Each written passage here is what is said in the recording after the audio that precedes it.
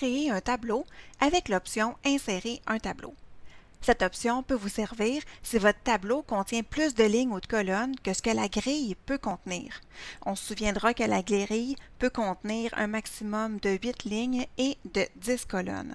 Alors dans cette capsule, je vous montre donc comment créer votre tableau avec l'option « Insérer un tableau ». Alors, on commence évidemment par faire afficher les caractères non imprimables dans l'onglet « Accueil », le groupe « Paragraphe ». Ça va vous aider donc à créer votre tableau. Alors, ensuite, ce qu'on fait, c'est qu'on place le point d'insertion à l'endroit où on veut créer un tableau. Alors, je vais donc me positionner juste ici avec le point d'insertion et je vais aller cliquer sur l'onglet « Insertion ». Ensuite, dans le groupe « Tableau », je vais aller sur mon bouton « Tableau » et maintenant, au lieu d'aller sur la grille, je vais aller cliquer sur l'option « Insérer un tableau » et j'ai une boîte de dialogue « Insérer un tableau » qui va s'afficher.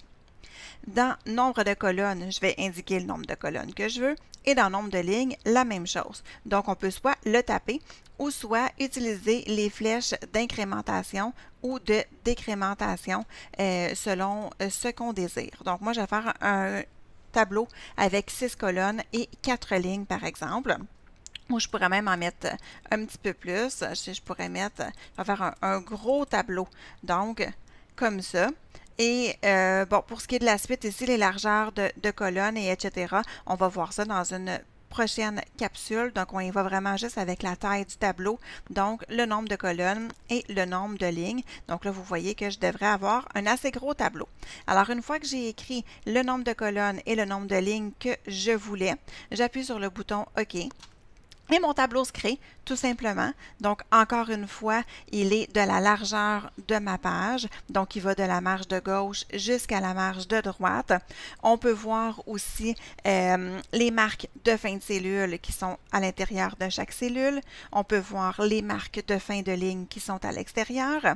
J'ai aussi accès, donc, à ma poignée de déplacement qui est juste en haut ici. En fait, avec la poignée de déplacement. Donc, vous avez vu, quand je clique dessus, je peux sélectionner aussi tout mon tableau.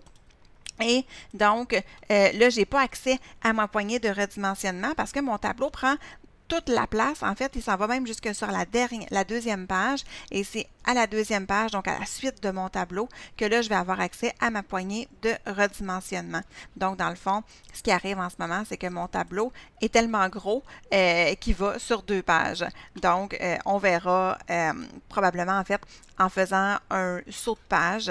Donc là, je pourrais, par exemple, avoir tout mon tableau sur une page tout simplement, donc en insérant un saut de section ou un saut de page.